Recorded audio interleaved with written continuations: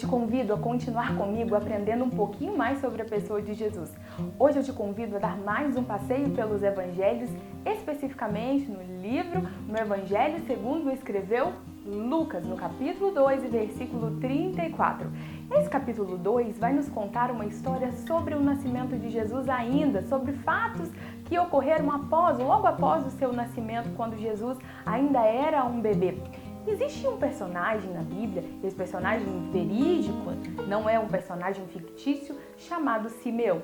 A Bíblia descreve Simeão como um homem justo, fiel e temente a Deus, e ele esperava por ver o bebezinho Jesus. Por quê? Porque ele sabia, através do Espírito Santo, que ele não morreria antes de ver o Messias. E aí vem chegando Maria e José com o seu bebezinho embalado nos braços. Agora Simeão reconhece quem é Jesus e veja só o que a Bíblia nos diz. E Simeão os abençoou e disse a Maria, sua mãe: Eis que este é posto para a queda e elevação de muitos em Israel, e para sinal que é contraditado, e uma espada transpassará também a sua própria alma, para que se manifestem os pensamentos de muitos corações. Aquele homem libera uma palavra profética para que Maria e José entendessem a profundidade da vida daquele menino, da vida do Messias. O que Simeão estava dizendo? Este menino, ele é salvação para muitos, mas ele também é tropeço para muitos. Veja bem, quando eu olho para a cruz do Calvário, quando eu olho para Jesus, eu tenho duas opções. Não existe neutralidade do homem diante de Deus. Eu não posso ficar neutro diante de Deus. É impossível eu olhar para a cruz, eu ouvir o Evangelho e ser indiferente. Eu posso até achar que eu estou sendo indiferente entrando no campo da neutralidade, mas não é isso que a Bíblia diz. A verdade absoluta de Deus, revelada através da Bíblia, nos diz que a cruz de Cristo, a pessoa de Jesus, o plano da salvação para mim, ele pode ser uma válvula de escape, consolo e abrigo, desde que eu aceite. Mas se eu não aceitá-lo, se eu não me submeter aos parâmetros de Deus, se eu não reconhecer, se eu não for colocado diante da cruz e ver na cruz a minha própria miséria e me arrepender diante do Senhor, a cruz agora para mim não é mais um objeto de salvação. A cruz para mim é um objeto de condenação. Veja bem, se existe uma lei, a lei precisa ser cumprida. Se existe uma lei, eu só vou transgredir a lei porque ela existe. Por exemplo, eu só sou multado se eu ultrapasso o sinal vermelho porque existe uma legislação que diz que se eu ultrapassar o sinal vermelho eu vou estar transgredindo a lei.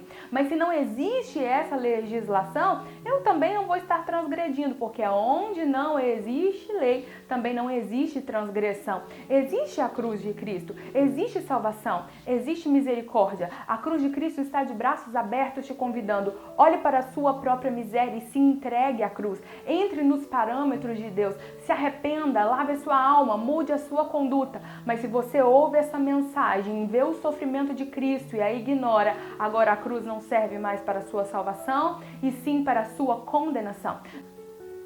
Veja o que Paulo escreve aos Romanos.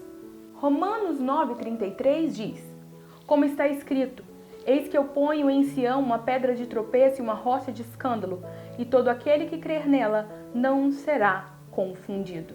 Ao olhar para a cruz eu tenho duas opções: me render aos pés da cruz ou deixar que ela seja uma pedra de tropeço para mim. Se eu vejo um sinal que pode me condenar, eu tenho duas opções.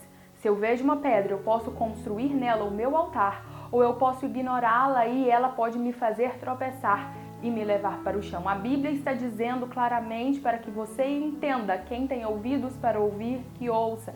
Não ignore a cruz de Cristo, não ignore o nascimento de Cristo, não ignore o seu ministério, as suas palavras, não ignore os padrões de Deus, para que você não seja condenado por ele. A cruz existe não apenas para ser contemplada, a cruz existe não apenas para ser admirada, a cruz existe para que você se renda aos pés da cruz. Se você não se render aos pés da cruz, você já está condenado. Por isso a palavra de Deus nos diz que a palavra da cruz é loucura para os que perecem, mas para os que são salvos é poder de Deus. Quando você está abrigado sobre a sombra da cruz, quando você está abrigado debaixo das asas do Senhor, a cruz é acolhimento, a cruz é perdão, a cruz é cura, a cruz é transformação de vida, é regeneração, é salvação. Mas quando você ignora a cruz do Calvário, você está verdadeiramente seguindo o seu caminho sem volta para a condenação eterna. Olhe para a cruz hoje e se decida. Não existe terreno neutro, não existe indiferença humana diante do Senhor. Não existe indiferença humana nem estado de neutralidade espiritual diante da cruz de Cristo. Existe rendição ou existe condenação? Existe arrependimento ou existe uma morte eterna? Faça a sua escolha.